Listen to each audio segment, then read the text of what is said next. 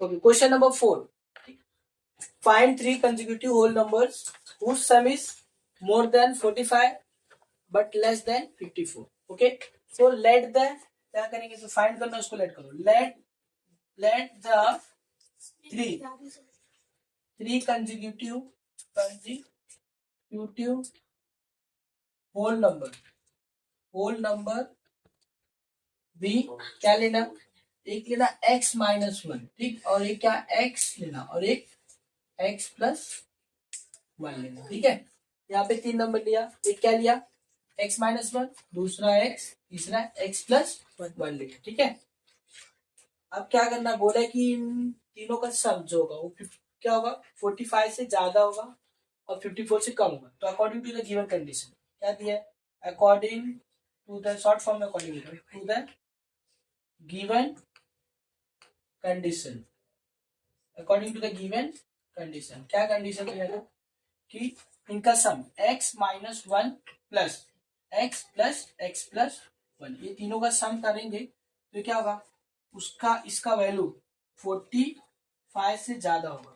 ठीक है, और लेस होगा, ऐसा लेस 54 से, इसको लेस देन बोलते हैं, इसको ग्रेटर देन, इधर ग्रेटर देन. ठीक है, 45 से ग्रेटर है और लेस क्या है, 54 से लेस है. ठीक है, सो यहाँ पे सॉल्व करो 45, ठीक है, लेस देन इधर रहेगा और ये इसको सॉल्व करो x प्लस ये कितनी टाइम है, 1 2 3, ठीक, कितनी टाइम है तो 3x.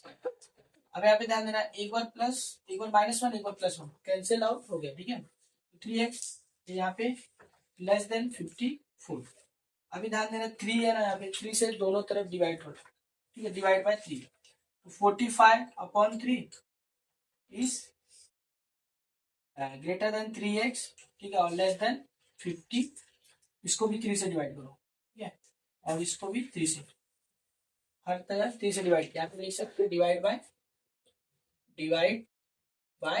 3. ठीक है, 3 से डिवाइड किया, 3 से डिवाइड करने पे देखो सब डिविजिबल है, 3 से कट जाएगा, 3 वन जा 3, 3 वन जा 3, और इसको 3 से डिवाइड करेंगे तो कटेगा, 3 वन जा 3, 3 वन जा 3, 1 बचेगा, 15 होगा, 3 फाइव जा 15. ध्यान देना 3 के टेबल में आ जाएगा, 15 3 जा 45 होता है ना, इसलिए यहाँ पे 15 आएगा, और यहाँ पे सिर्फ x बचेगा कैंसिल होने के बाद, और इसको 3 से कट करोगे तो 3 वन जा 3, 3 वन जा 3, यहाँ पे 2 बचेगा, आया ना, तो इसके पीछे 4 24, तो 3 8 जा 24, ठीक, 18 3 जा 54 होता है, इसलिए यहाँ पे 18 आ गया, 3 से कैंसिल करने पे जो आया लिख दिया. ठीक है, अब जो x की वैल्यू है वो क्या है, x की वैल्यू क्या है, x इक्वल टू क्या हो सकता है, 15 से बड़ा होना चाहिए x की वैल्यू. तो 15 के बाद क्या आता है, 16 आता है, और 16 के बाद क्या आता है, 17 आता है, उसके बाद क्या है 18 से लेस होना चाहिए. तो यहाँ पे दो ही आंसर हो सकते, x का वैल्यू क्या 16 हो गया या फिर 17, दो हुआ.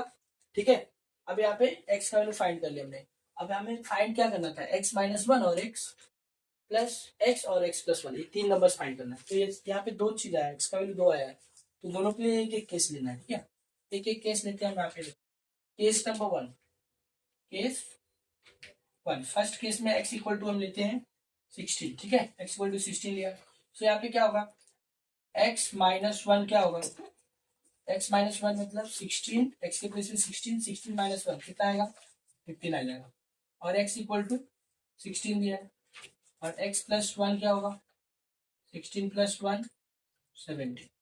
तो x की वैल्यू यदि 16 लेते हैं तो क्या होगा, 15 16 17 होता है. और केस नंबर 2,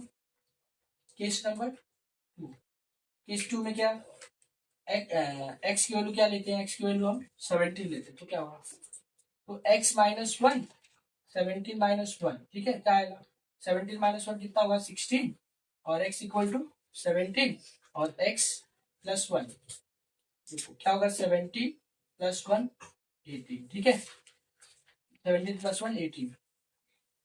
तो यहाँ पे क्या है, पहले केस में आया 16 15, क्या आया, हाँ 15 16 17. दूसरे केस में क्या आया 16 17 18.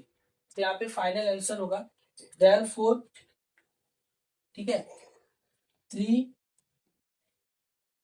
consecutive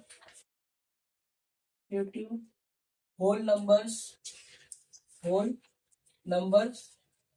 शॉर्ट फॉर्म में ऐसा लिख सकते हैं, फुल फॉर्म लिख, नंबर्स 8 क्या आया है 16 क्या 15 16 17 और क्या 16 17 18 ठीक। तो ये आंसर हो। ओके सो ऐसे करके सॉल्व करना था। Okay thank you.